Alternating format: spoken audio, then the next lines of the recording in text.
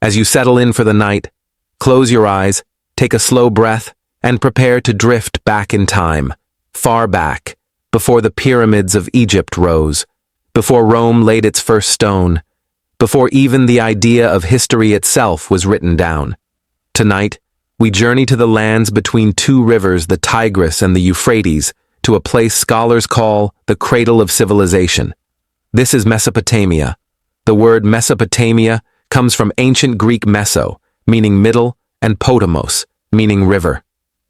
It describes a wide, fertile plain nestled between the Tigris and Euphrates rivers, a region now part of modern-day Iraq, along with parts of Syria, Turkey, and Iran.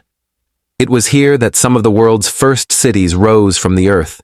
Here that writing was born, that laws were first carved into stone, that empires first stretched their arms across the land.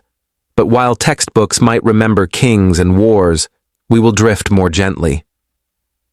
As we journey through Mesopotamia, we'll imagine the daily rhythms of ancient life, the hum of market streets in Ur, the soft lapping of canal waters in Babylon, the scratch of a stylus on wet clay, and the low chants of temple priests beneath the setting sun.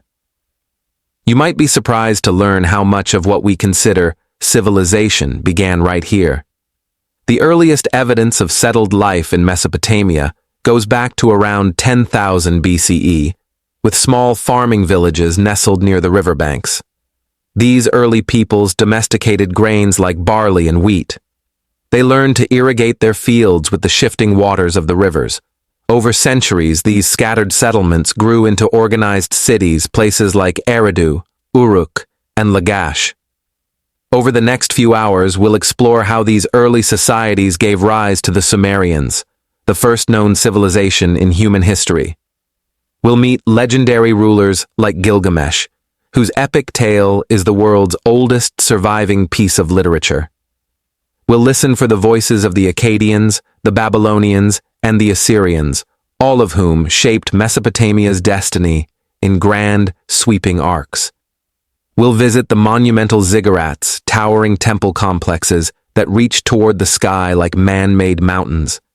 We'll walk the broad processional ways of Babylon, with their lion-lined walls and cobalt-glazed bricks. We'll hear the echoes of scribes learning to write cuneiform, wedge-shaped marks impressed on clay tablets, each one holding stories, trade records, contracts, poems, even letters home. And we'll move gently through the lives of ordinary people, the potters, the bakers, the shepherds and sailors, mothers and musicians whose days were filled with tasks not so different from ours, preparing meals, telling stories, caring for children, looking to the stars, and asking the eternal questions of who we are and why we are here. This story is immense in time, and yet intimate in its humanity. Mesopotamia is not just a chapter in an old textbook. It is the seedbed of much of what we take for granted today. The calendar, the wheel, written language, cities, taxes, temples, kingship, diplomacy, trade routes that stretched across continents. Even bedtime stories have their roots here, for in ancient Mesopotamia, it was said that dreams were messages from the gods, and sleep was a time when the soul could wander through the heavens. As you rest tonight, let your mind wander with it. This is not a story to be rushed. It spans thousands of years, from the first Neolithic farmers to the fall of Babylon to the rise of the Persian Empire and beyond. Each chapter in this journey will gently guide you through an age of wonder. There are no loud transitions, no dramatic music, no rush to the next battle, just the calm, patient unfolding of history, layer by layer, like the sediment along the banks of the Euphrates. Whether you drift off after 10 minutes or stay with us through the entire story, know that you're stepping into a world shaped by sun and stone, by scribes and shepherds, by gods and grain. So find a comfortable position. Let your breath settle into a slow, steady rhythm. The rivers are flowing, the stars are wheeling overhead, the city gates of Uruk are opening just slightly to let us in. The journey begins now. As we begin our first chapter, we float gently backward, farther still into time. Beyond the first bricks of Babylon, beyond the temples of Sumer, and into a world where no one yet knew how to write a world of fields, rivers, and stars. It is around 10,000 BCE, and we find ourselves among small communities nestled along the floodplains of what will one day be called Mesopotamia, the land between the rivers. The people here are no longer wandering hunters. They are farmers now, rooted to the land, tending to early grains like emmer wheat and barley, domesticating animals such as sheep, goats, and pigs. They have learned the rhythms of the Tigris and Euphrates, watching as the rivers flood and recede, leaving behind dark, fertile silt, a gift that allows them to grow more food than they can eat in a single season. With surplus grain comes change. Food can be stored, traded, even given in offering to gods, for already, people are building small shrines, placing tokens and figurines within them. There is the stir of something spiritual in the air. One of the earliest known villages is Jericho, to the west. But here, in Mesopotamia, we find Tsatalhoyuk, Jarmo, and Tel Abu Huraira, early farming settlements of mud brick homes, often clustered tightly together, without streets. Families enter their dwellings through holes in the roofs. Beneath these floors lie buried ancestors, carefully placed with beads and tokens. We cannot hear their words, they have left us no writing yet, but in the layout of their villages, the shape of their pottery, and the tools they left behind, we read the story of a people beginning to shape their environment. By 7000 BCE, irrigation has begun. Small ditches and canals channel the river's flow into fields. Farming becomes more reliable. Populations grow, and slowly, villages give way to towns. Towns become centers of exchange, and in time, a few of these towns become something new: cities.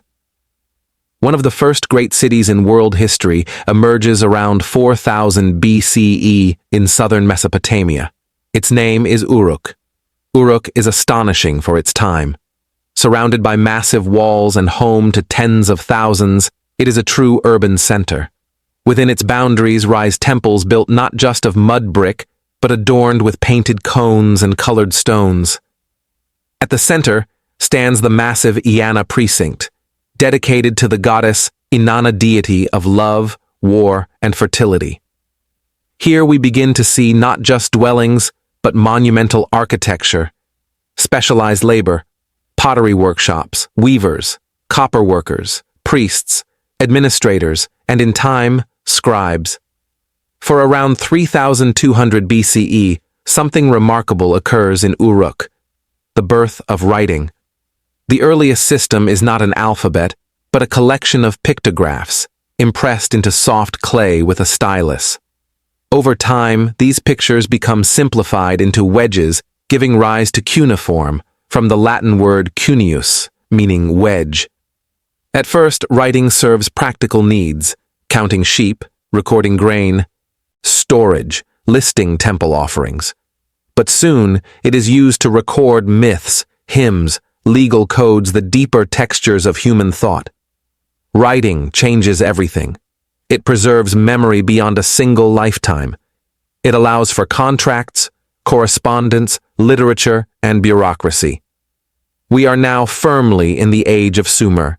Sumer is not a single kingdom, but a patchwork of independent city-states: Ur, Lagash, Nippur, Kish, Umma, and others.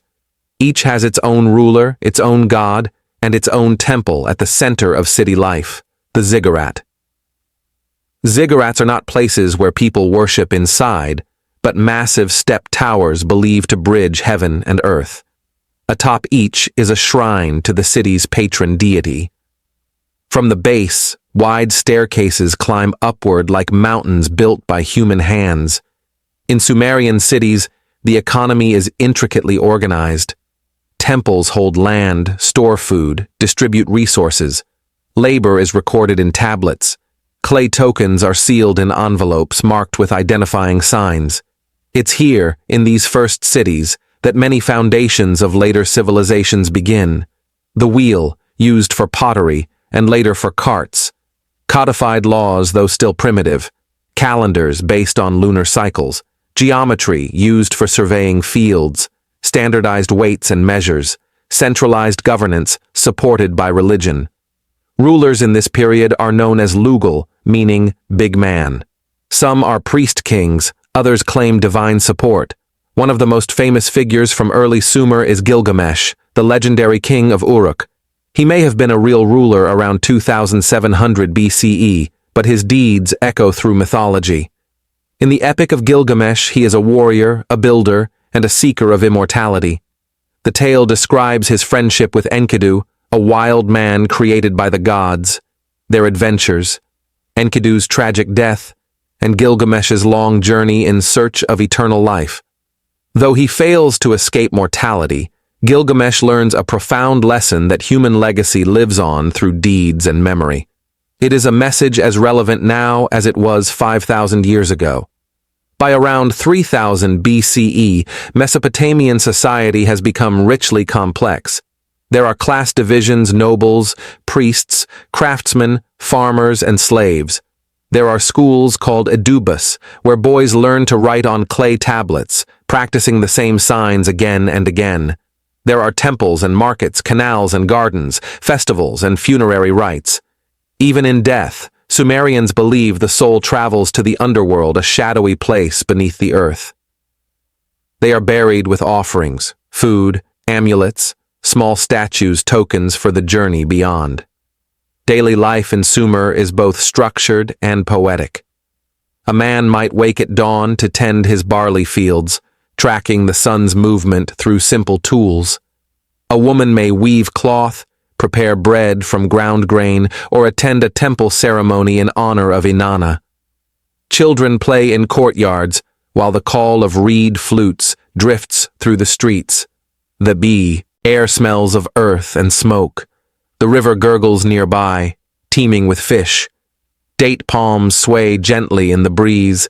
It is a world both ancient and familiar. As we drift toward the close of this chapter, we leave behind the great city of Uruk, the ziggurats of Sumer, and the whisper of reeds against riverbanks. We have seen the birth of writing, the rise of cities, the slow shift from survival to civilization. From here, the stage is set for something new, not just city-states, but empires, powers that stretch across lands, uniting peoples under single rulers, commanding armies, and shaping the course of history for centuries to come. Let your breath soften, your body relax. The lamps in the temples are flickering low, clay tablets are stacked neatly on shelves, and the stars wheel overhead, just as they did for the scribes of Sumer. The age of Sumer has laid the foundation temples, writing, cities, laws. But now, something entirely new rises on the horizon. Not a city-state, but an empire, a vast and unified realm, stretching across lands and cultures under the rule of a single power. This is the age of Akkad. Our story begins with a man named Sargon. His name means legitimate king, but his origins are far from noble. According to legend, Sargon was born in obscurity, placed in a basket of reeds, and set afloat on the river, where he was discovered and raised by a gardener. This echo of later stories, like that of Moses, reminds us that mythology often wraps itself around power. Sargon was no ordinary man. Ambitious, intelligent, and determined, he rose through the ranks to become a cupbearer to the king of Kish, a position of trust and closeness to the throne. But he would not remain a servant for long. Around 2334 BCE, Sargon overthrew his master and began a military campaign that would transform Mesopotamia forever. He conquered the great cities of Sumer Uruk, Ur, Lagash, Nippur, and did something no one before him had done. He united them under a single rule. But he did not stop there. His armies pushed north, west, and east into Elam, into Syria, and as far as the Mediterranean Sea. Sargon established the city of Akkad, or Agade, as his capital. Though its exact location remains lost to us today, in its time, it was the beating heart of the ancient world. The Akkadian Empire is often regarded as the world's first true empire, a centralized government controlling a vast territory through a professional army, a network of governors, and standardized practices of administration. Cuneiform, once limited to Sumerian, was now adapted for the Akkadian language, a Semitic tongue that would become the region's lingua franca for centuries. Trade expanded. Roads were maintained. Temples and statues were erected in Sargon's honor. But Sargon's power was not merely military. He portrayed himself as chosen by the gods, particularly Ishtar, goddess of war and love. He appointed his daughter Enheduanna as high priestess of the moon god Nanna in Ur. This was both a religious and political move, securing loyalty among Sumer's traditional centers. Enheduanna is a remarkable figure, the first known author in human history whose name we know. She composed hymns and poems that still survive, including the exaltation of Inanna, blending spiritual devotion with political legitimacy. As we imagine the court of Akkad, we see scribes busily recording tributes from distant provinces. Messengers arrive on horseback. Soldiers train in the city outskirts. Priests offer sacrifices in towering ziggurats. And in the center of it all, Sargon, the empire builder. But no empire lasts forever. After Sargon's death, his descendants continued his work, but their grip began to weaken. His grandson, Naram-Sin, declared himself king of the four quarters of the earth, and even went so far as to claim divinity for himself, a bold and controversial act. Naram-Sin led successful campaigns and built monumental temples, including the famous Victory Stele of Naram-Sin, which shows him ascending a mountain, trampling enemies crowned with a divine horned helmet. This shift from a king blessed by the gods to a king becoming a god marked a significant turning point in Mesopotamian kingship, but divine claims could not prevent decline. By around 2154 BCE, the Akkadian Empire collapsed. The reasons are complex: internal rebellion, invasion by Gutian tribes from the Zagros Mountains, and possibly climate shifts that disrupted agriculture and trade. The Gutians were seen by later Mesopotamians as wild and uncivilized, a chaotic interruption in the divine order. Yet even in this time of instability, the memory of Akkad endured. Later kings would invoke Sargon's name, longing for the unity and power he had forged. Let us pause here to reflect. What does it mean to build the first empire? To hold together a realm of differing languages, cities, and beliefs under one rule? Sargon's reign set the pattern for millennia to come, a central authority supported by religion, bureaucracy, and military force. His legacy influenced Babylon, Assyria, Persia, and in many ways, the concept of empire itself. We imagine the end of Akkad not as a dramatic collapse, but as a slow unraveling. The roads are less traveled, governors grow independent, temples fall into disrepair, the clay tablets cease to be updated, and in the fading twilight, we hear the last echoes of Sargon's court, once brilliant, now silent. But Mesopotamia, ever fertile, would not lie dormant for long. From the ruins of Akkad, new powers rise. The Sumerian cities stir once more, and in the centuries to come, a lawgiver will emerge from the banks of the Euphrates, inscribing justice in stone. As the night deepens, we leave the age of Akkad behind. The stars glimmer faintly above the lost city. The rivers continue their endless flow. And in the hush of empire's end, something ancient begins again. As the Gutians fade from power, the Sumerian city-states begin to stir once more. This period, often called the Sumerian Renaissance, sees the rise of Ur under a powerful new dynasty, the Third Dynasty of Ur, or Ur III. From around 2100 to 2000 BCE, the kings of Ur attempt to restore order, rekindling the old religious traditions, rebuilding temples, and standardizing measurements and taxation. They leave behind thousands of administrative tablets a treasure trove for historians. But this revival, like so many before it, is temporary. The political landscape is now fragmented. Waves of migration and shifting alliances make southern Mesopotamia a chessboard of rising powers. And then, quietly at first, a city on the middle Euphrates begins to grow in influence. Its name is Babylon. By around 1900 BCE, Babylon is a modest town. But under a dynasty of Amorite rulers, a Semitic people from the west, it begins to flourish.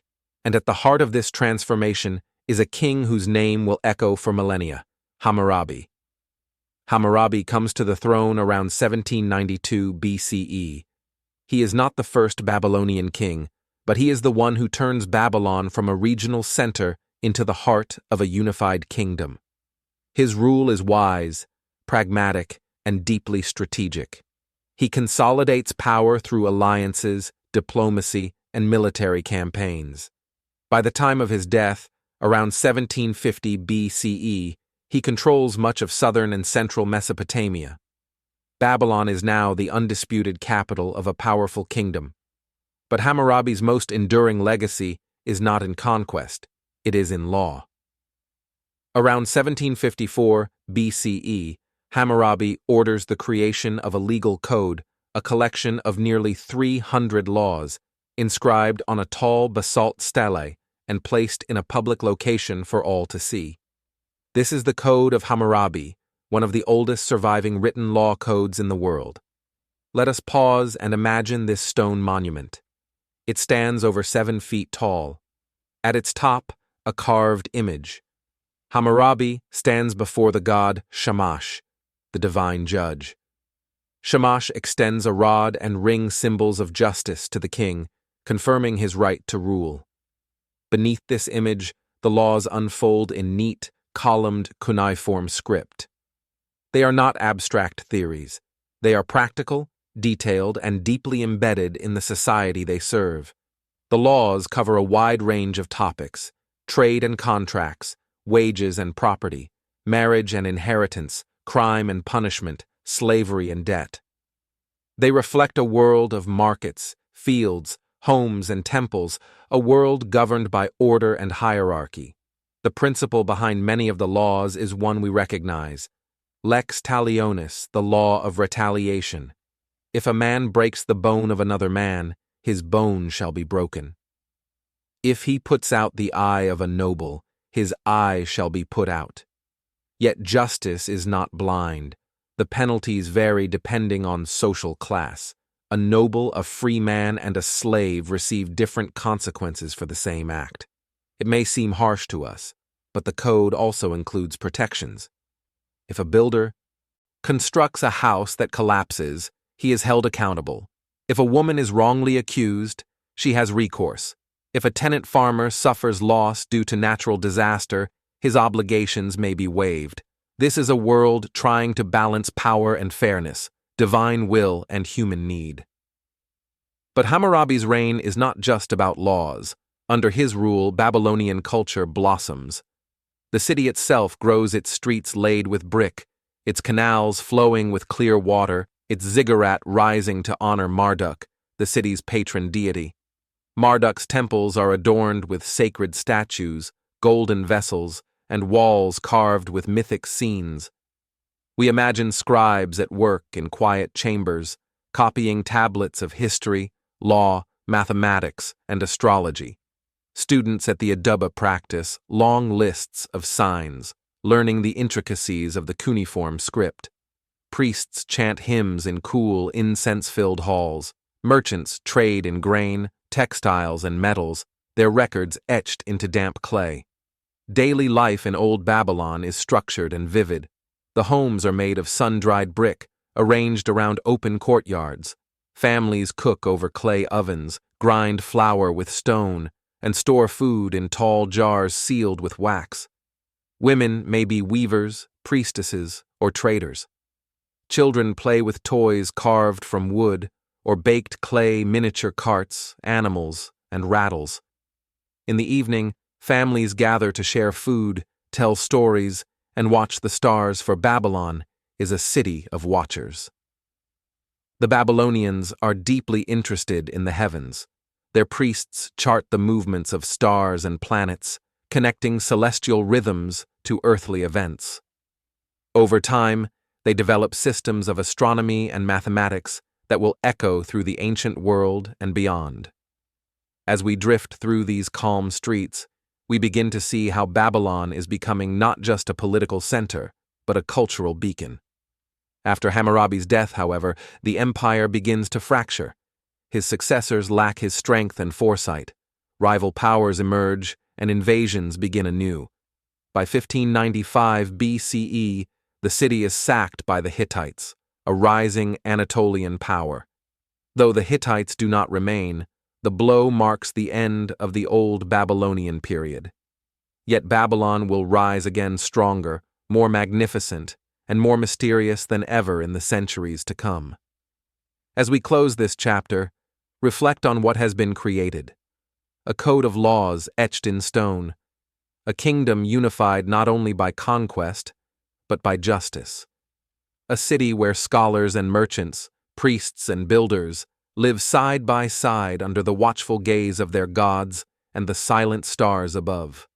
The oil lamps flicker, the stone stele stands in shadow, and somewhere in the darkness, a scribe quietly presses marks into clay, preserving knowledge for a world yet unborn. As Babylon enters a period of decline, another power begins to stir not in the fertile plains of the south, but in the rougher, mountainous north. Here, along the upper reaches of the Tigris River, the city of Ashur rises, named after the god of war and national destiny, Ashur himself. From this fortified city comes a new kind of Mesopotamian power, organized, militarized, and unrelenting. This is the world of Assyria. The Assyrians have long been part of Mesopotamian culture. Their cuneiform tablets, language, and religion are deeply tied to their southern neighbors. But by around 1400 BCE, they begin to assert independence, no longer content to be vassals or tributaries. At first, Assyria is just one among many powers: the Hittites to the northwest, the Kassites in Babylon, the Mitanni in the east. But over time, the Assyrians develop a system that will make them one of the most feared and effective empires in ancient history. Let us first look at the land. Northern Mesopotamia is hillier, less flat than the southern floodplains. The climate is more temperate, the seasons more distinct. These conditions shape Assyrian life: harsher winters, shorter growing seasons, and a stronger need for defense and resourcefulness. The early Assyrian kings are both builders and warriors. One of the first to gain prominence is Ashur-uballit-aphan, who reasserts Assyrian independence around 1360 BCE, challenging the fading Mitanni. By 1100 BCE, under kings like Tiglath-Pileser-Worm, Assyria expands far and wide west into Syria, east into the Zagros, and south toward Babylon. What sets the Assyrians apart is their systematic approach to power. They develop an efficient military machine with standing armies rather than seasonal militias, skilled archers, cavalry, and charioteers, iron weaponry stronger and more durable than bronze siege technologies, including battering rams and towers. This is a new kind of warfare, planned, disciplined, and terrifying in its effectiveness. But Assyrian kings are not merely conquerors. They are administrators. Once a city is taken, they install governors, build roads, establish supply lines, and extract tribute. Deportations, though brutal by modern standards, are used strategically to break resistance and repopulate areas. This system of controlled migration also spreads ideas, crafts, and customs across the empire. We walk now through the great city of Nimrud, also known as Kalhu, the Assyrian capital under Ashurnasirpal II in the 9th century BCE. Stone palaces rise above broad avenues. Their walls are adorned with vast reliefs, carved scenes of hunts, battles, and divine ceremonies. Massive statues of winged bulls with human heads, lamassu, guard the gates, symbols of royal power and protection. In the palace halls, We see scribes carefully documenting spoils of war, offerings to the gods, and royal decrees. The Assyrians are meticulous record keepers. Thousands of clay tablets from their archives survive, giving us unmatched insight into the machinery of empire. Religion permeates all. The god Ashur is no longer merely a city deity, he is the divine embodiment of empire. The king rules in the name of Ashur, and conquest becomes a sacred duty. Other gods are honored: Ishtar, Shamash, Adad, but Ashur reigns supreme. Let us imagine the life of an Assyrian soldier. He is trained, armored, and highly mobile. He might serve on foot with spear and shield, or ride in a two-wheeled chariot, its wheels thundering across the plains. He follows strict discipline, for failure is punished, and success is richly rewarded. Campaigns are planned with precision, supplies are gathered, scouts are dispatched, and scribes record every stage. When a city is taken, the king often erects a stele, proudly describing the victory. To modern ears, these inscriptions can sound cruel, and they often are. Assyrian kings boast of flaying enemies, stacking skulls, and burning cities. Yet it is important to understand these accounts in context. They are meant to intimidate, to deter rebellion, and to glorify the king's divine mission. But Assyria is not only about war. In the quieter corners of the empire, we find thriving cities with artisans, merchants, and scholars. Textiles, pottery, and bronze goods flow through bustling markets. Canals bring water to fields of wheat and barley. Temples hum with prayers and offerings. The empire brings order, even if at great cost. The Assyrians also value knowledge. They copy ancient Sumerian and Babylonian texts, preserving the literature, science, and religion of earlier ages. Libraries grow in the cities, a quiet counterpoint to the noise of war. Daily life, for the average person, is shaped by hierarchy. Most are farmers, working the land for state and temple. Others are craftsmen, builders, or soldiers. Women oversee households, manage weaving workshops, or serve as priestesses. Children attend temple schools, where they memorize proverbs, rituals, and royal chronicles. Food is humble but nourishing: lentils, onions, barley cakes, dates, and beer. Homes are built from mud brick, kept cool in the heat, and warmed by simple hearths in winter. And through it all, the presence of the king looms large. He is more than a ruler, he is a mediator between gods and men, the embodiment of the state itself. Statues of the king are placed in temples. His victories are sung by bards and chanted by priests. As we drift toward the end of this period, we find the empire strong, but not yet at its peak. That will come in the next century, under kings like Tiglath-Pileser III, Sargon II, and Sennacherib. For now, Assyria is a kingdom on the rise, sharpening its blades, building its cities, and preparing to transform the ancient world. Let us rest in the shadow of the northern ziggurats. The wind stirs the trees above Ashur's temple, the scribes still write, the lamassu still guard, and the drums of war have not yet begun their final beat. The winds of empire have gathered. By the 9th century BCE, Assyria is no longer a rising power, it is the storm itself. And at its center stands a succession of kings whose ambition will redraw the map of the ancient Near East. We begin with Ashur-nasirpal II, who rules from 883 to 859 BCE. He moves the capital to Kalhu, the biblical Kala, later known as Nimrud, and there constructs a new royal city filled with grandeur. Let us wander its palaces. The walls are lined with alabaster panels, each carved with scenes of battle, tribute, and ritual. High above, cedar beams hold the massive roofs. Stone courtyards echo with the steps of soldiers and the chanting of priests. At the gates stand lamassu, massive winged bulls with human faces, silent guardians of the realm. Ashur-nasirpal carves into the stone his achievements: cities taken, peoples subdued, lands turned to dust under the Assyrian yoke. But even as his words boast of cruelty, We see another side canals dug, temples restored, harvests brought to market. Assyria thrives not just on conquest, but on administration. Every part of the machine must work smoothly: taxation, agriculture, record-keeping, diplomacy. Following Ashurnasirpal, his son Shalmaneser III continues the legacy. The empire expands westward into Syria and battles powerful coalitions of rival kings. Reliefs from this period show chariots racing into battle, bowstrings pulled tight, horses rearing, and conquered peoples kneeling before the great king.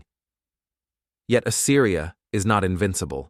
Internal strife and rebellion weaken the state during the 8th century BCE. A usurper rises, Tiglath-Pileser III, who reforms the army and administration, turning Assyria into an imperial powerhouse. He introduces a standing army with professional soldiers, provincial governors loyal to the king, a postal network for rapid communication, mass deportations to control rebellious regions. We drift across the empire now from the Zagros Mountains to the Mediterranean Sea. It is vast. From Egypt to Elam, rulers now fear the wrath of Assyria. Tiglath-Pileser's successors, Shalmaneser V, Sargon II, Sennacherib each extend the empire's reach. Sargon II, reigning from 722 to 705 BCE, founds a new capital, Dur-Sharrukin, the fortress of Sargon. There, new palaces rise, decorated with art and inscriptions glorifying the king. But it is his successor, Sennacherib, who moves the capital once more, this time to Nineveh. Nineveh. Now the jewel of the empire, Nineveh is a city of breathtaking scale. We walk through its gates past massive walls, wide enough for chariots to ride atop. Canals and aqueducts bring water from miles away. The ziggurat rises toward the heavens. Sennacherib builds palaces of astonishing splendor. His palace without rival lives up to its name, with carved friezes, golden furnishings, and gardens said to rival paradise. Some scholars even suggest this was the origin of the Hanging Gardens, one of the wonders of the ancient world. Yet, power breeds enemies. Sennacherib is remembered for his siege of Jerusalem in 701 BCE. Though he does not capture the city, the campaign is brutal, and the biblical record echoes with the fear he inspires. Later, he meets a violent end, assassinated by his own sons. The line of succession passes to Esarhaddon and then to Ashurbanipal, the last great Assyrian king. Ashurbanipal rules from 669 to around 631 BCE. He is a warrior, yes, but also a scholar. He builds the Library of Nineveh, collecting tens of thousands of clay tablets, myths, hymns, medical texts, legal codes, and astronomical records. Among them is the Epic of Gilgamesh, preserved for future generations. In Ashurbanipal's time, the Assyrian Empire reaches its maximum extent, stretching from Egypt in the west to Persia in the east. But cracks are forming. Constant warfare, heavy taxation, and brutal policies exhaust the empire's resources. Rebellions flare. Rival kingdoms, once cowed, grow bold. The Babylonians rise again, this time allied with the Medes, a new power from the Iranian plateau. By 627 BCE, Ashurbanipal is dead. His successors are weak, his reforms unraveling. The mighty Assyrian machine begins to fail. Let us drift forward to 612 BCE. The alliance of Babylonians and Medes marches on Nineveh. The city is besieged. For months it holds, but eventually the walls are breached.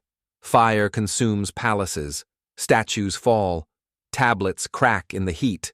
The palace without rival becomes rubble. The Assyrian Empire, which once ruled with iron will and divine mandate, collapses into dust. By 609 BCE, its last stronghold falls.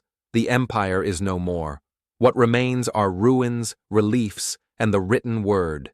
The stories carved into stone, the libraries buried beneath ash, the knowledge preserved in clay. Let us pause in silence. The The sun sets behind the shattered gates of Nineveh. A lone tablet lies in the dirt, its cuneiform still legible. A line from a hymn, perhaps, or a law or a tale of a king long forgotten. The empire is gone, but memory remains. It lingers in the quiet soil, waiting for rediscovery. As Assyria's fire burns out, new embers glow once more in the south. Babylon, ancient and proud, rises again. This is the Neo-Babylonian Empire, a final flowering of Mesopotamian culture before the curtain falls on its long and astonishing age. We drift now toward the 6th century BCE, to a time of renewal and remembrance. The Assyrians are gone, and from the chaos emerges a new king Nabopolassar, a Chaldean noble who establishes a native dynasty. His son, Nebuchadnezzar II, will become one of the most famous rulers in history. Nebuchadnezzar reigns from 605 to 562 BCE, and under his hand, Babylon becomes again a city of wonder. Let us walk its streets. Massive walls encircle the city so thick, ancient authors claim chariots could ride 3 abreast along their tops. At the heart of the city rises Etemenanki, a towering ziggurat believed by some to be the inspiration for the Tower of Babel. Near it stands the Temple of Marduk, god of justice, wisdom, and kingship. And through the walls, we pass under the breathtaking Ishtar Gate, deep blue glazed brick, adorned with lions, dragons, and bulls. Golden and cerulean under the Mesopotamian sun, it is one of the great architectural triumphs of the ancient world. Nebuchadnezzar is not only a builder, he is also a conqueror.